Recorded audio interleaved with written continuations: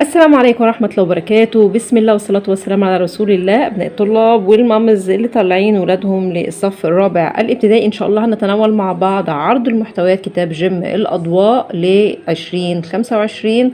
يلا بينا مع بعض. بسم الله الرحمن الرحيم، وبه نستعين، ولا حول ولا قوة إلا بالله العلي العظيم. هنشوف أول حاجة محتويات الكتاب من الداخل. عندي أول حاجة مقدمة الكتاب. أول حاجة جايب لي جزئين فيها، بارت 1 وبارت 2. بارت 1 عبارة عن previous year revision، مراجعة على السنة السابقة، وجايب لي الحاجات المهمة اللي فيها. وبعدين بارت 2 بدأ يتكلم عن جزئية مهارات الرايتنج كتابة والريدنج القراءة. بعد كده بدأ يتناول الأفكار اللي موجودة عندنا. عندي الفكرة الأولى discover myself، عندي عبارة عن unit 1 و 2 و 3. طيب، والفكرة التانية عبارة عن myself and others، عبارة عن unit 4 و 5 و 6. طيب تعالوا بعد كده نشوف الكتاب من جوه عامل ازاي، لان في الاخر عندي final revision and exams. تعالوا نشوفها على الارض الواقع من الكتاب من جوه عاملة ازاي. اول حاجة بادئ معانا اهو الريفيجن بارت 1 اهو، شرح جزئية جرامر، وبعدين جايب عليها أسئلة زي ما انتم شايفين معايا. وبعدين بدأ يتناول جزئية أخرى من الجرامر أو القواعد وبدأ يتكلم عنها، وبعدين جاب عليها أسئلة، وبعدين دخل في بارت 2 جزئية المهارات. كل دي مراجعة على السنة اللي فاتت، وبعدين جايب أسئلة برضو عليها أو زي ما انتم شايفين معايا، بيعرض جزئية ويجيب عليها الأسئلة.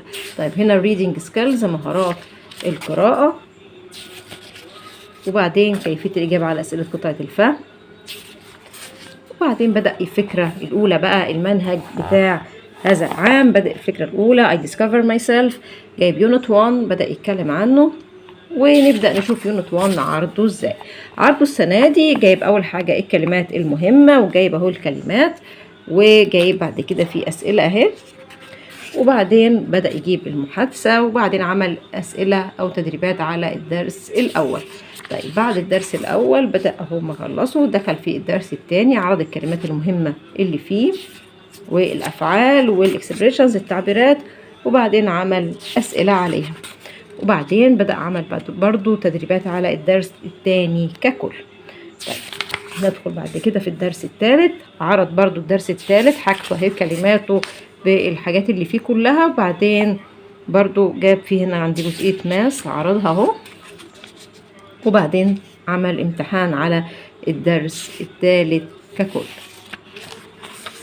خلص الدرس الثالث، دخل بعد كده في الدرسين الرابع والخامس، برضو زي ما انتم شايفين عارضهم معايا اهو، وعامل عليهم جزئية تشيك، اختبار كده سريع كده، أسئلة سريعة، وبعدين عمل أسئلة أو تدريبات على الدرسين الرابع والخامس مع بعض. وبعدين بدأ يعمل مراجعة على الوحدة الأولى ككل، وبعدين عمل هنا جزئية الكلمات، بيراجع لك على الكلمات اللي أخدتها في الدرس الأول الثاني الثالث الرابع والخامس من الوحدة الأولى أو من يونت 1.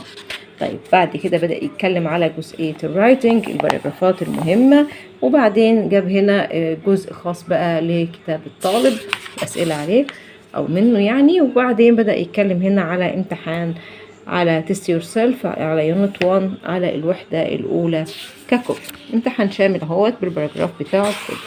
طيب بعد كده جايب كمان للأزهر، امتحان للأزهر على الوحدة الأولى، وبعد كده دخل في الوحدة الثانية بيعرضها بنفس الطريقة.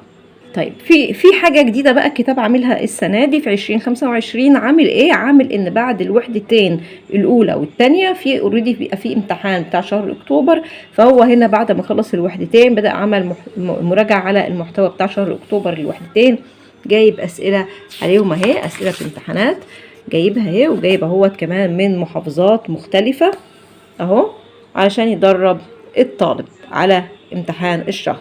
بعد كده بدأ يعرض الوحدة الثالثة برضو بنفس الفكرة اللي احنا عرضناها قبل كده في الوحدة الأولى.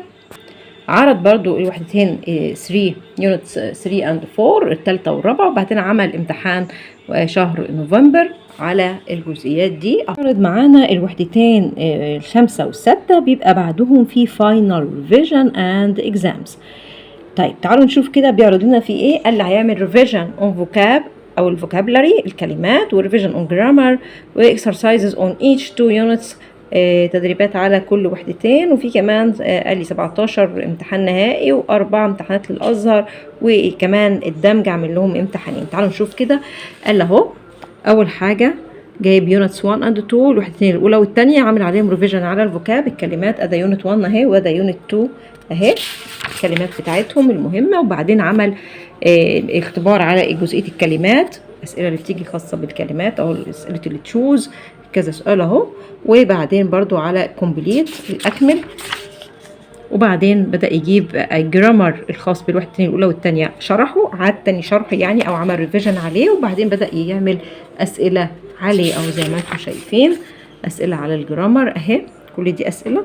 وبعدين وصل لغاية أهو بالنسبة للسؤال الكوريكت لغاية 25 سؤال اللي هو سؤال الكوريكت، والسؤال الاختياري برضو 20 سؤال اختياري. بعد كده بدأ يتكلم على اليونتس 3 and 4 الوحدتين الثالث والرابع، عرض كلماتهم اهو وأسئلة عليهم برضو نفس الطريقة، وبعدين جزئية الجرامر على الثالث والرابع عرضها وعمل أسئلة عليها زي ما انتم شايفين معايا. بعد كده بدأ يدخل في الوحدتين الخامسة والستة الفوكاب الكلمات المهمة فيهم اهو، وجاب أسئلة عليهم، وبعد كده تناول جزئية الجرامر الخاصة بيهم وعمل أسئلة عليها اهي، وبعدين جاب الجزئية المهمة قوي دي اللي هي الأفعال المنتظمة جايبها اللي بتنتهي بإي دي أو بدي، وبعدين جاب الأفعال الغير منتظمة اللي هي المفروض تبقى حفظ عليكم جايبها وجايبها لأن دي بتبقى مهمة. وبعدين بدأ يعمل الفاينل اكزامز أو الامتحانات النهائية، جايب من محافظات كتير أهو كذا محافظة كذا امتحان أهو زي ما انتم شايفين معايا 7 9 جايب كذا محافظة اهو لغاية دلوقتي احنا هو 10 11 12 امتحانات محافظات، كل دي امتحانات محافظات اهو 15 16 جايب 17 امتحان للمحافظات اهو عشان يتدربوا عليه، وكمان امتحانات الازهر جاب لهم زي ما احنا قلنا اهو، بس بنشوف جوه الكتاب بقى فعلي اهو مظبوط زي ما هو قال 4 امتحانات وامتحانين للدمج. طيب بعد ما خلص الامتحانات جاب اللي هي التيب سكريبتس اللي هي النصوص الاستماع الخاصة بقى ايه بالكتاب، وبرضو نصوص الاستماع اللي في الامتحانات النهائية وامتحانات الازهر. طيب كتاب كده يكون خلاص. تعالى نشوف برضو حتة جديدة السنة دي الأضواء عاملها اللي هو جايب هنا رايتنج انسرز اللي هي جزئية الباراجراف، عامل الإجابات بتاعت كل وحدة، جايب هنا باراجرافات اهي صغيرة اهي على كل وحدة زي ما هو مطلوب. يونت 1 الأسئلة كانت على الدرس الثاني الدرس الرابع والخامس وهكذا، موجودة برضو في آخر الكتاب لغاية لما يوصل ليونت 6. طيب بعد كده بقى كده الكتاب بيكون وصلنا لآخره. بكده نكون عرضنا لكم كتاب جم الأضواء للصف الرابع الابتدائي ل 2025. دمتم في أمان الله.